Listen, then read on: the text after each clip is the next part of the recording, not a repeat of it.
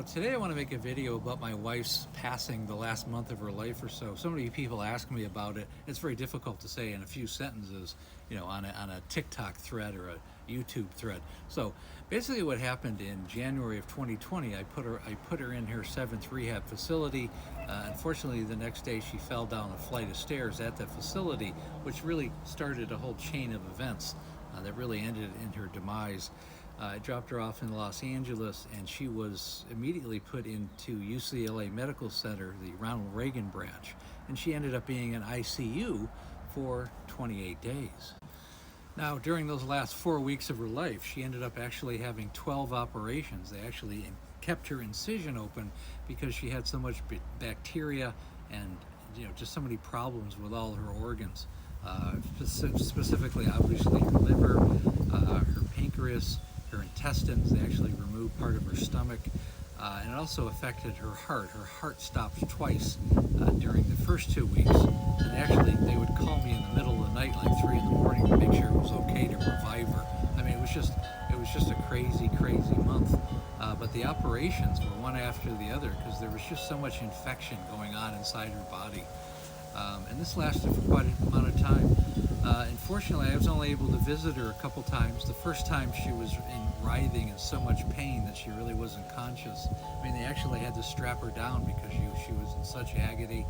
And I think she was also suffering from dementia at the time because of, I believe she had a wet brain, which is really a form of dementia. I think the alcohol really stopped her brain from working correctly. She had difficulty walking and talking. I think it's one of the reasons why she fell down a flight of stairs, because she had fallen down flights of stairs at our house several times during the previous year. So I think it added to the overall problems. But that was, the first month. The second time I visited her, she was only conscious for a few moments. She was able to look at me just for a few minutes, blink her eyes, and I said, "I love you," and she said, "I love you back," and then she was gone. And that was really our last conversation. She ended up passing 5 days later, which I went back for a third time, of course. And she ended up dying from low blood pressure. Her blood pressure was barely working because her heart wasn't functioning correctly, and she went into septic shock, probably because of just all the bacteria and problems with her organs.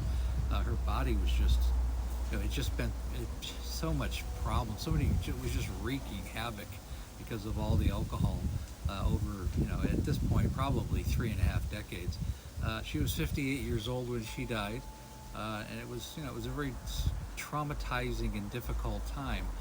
And I really talk about this over and over again, to educate other families of what to expect. If they have a loved one in their family, going down this road, or if a person's an alcoholic. I mean, this is really what you have to look forward to, because it's a progressive disease. It's not going to get better on its own unless you get help. This is going to be everybody's demise. And unfortunately, at 58, you're losing about 30 years of life. You're losing about a third of your life. And really, at the very end of her life, the last hour or so, we had to hustle down there because the doctor said that she was going to pass away within an hour or two, and I lived 100 miles away. Ended up driving down there as quickly as we could, and went with a friend, and a couple of her family members were also there, and we took turns holding her hand, and then they unplugged her machine. She had kidney dialysis, everything, things to help her breathe, and just medications and all kinds of stuff, probably 10 different things plugged into her body, and they unplugged everything, and she actually passed away in about 3 minutes. So the machines were really keeping her alive, and it was a very very traumatizing moment. Some of it was relief, but a lot of sadness too, because it was 25 years I was married to her. As a last caveat, the bill was actually $2.3 million. So, when someone says that the alcoholic says that I'm only affecting myself, nothing could be further from the truth. Every alcoholic affects directly or indirectly probably 50 people, which is a really amazing thought. So it's not something to mess around with, and I hope this acts as a deterrent and certainly a realization of what to look forward to. if you are drinking, if you're a problem drinker, or if you have someone like this in your family.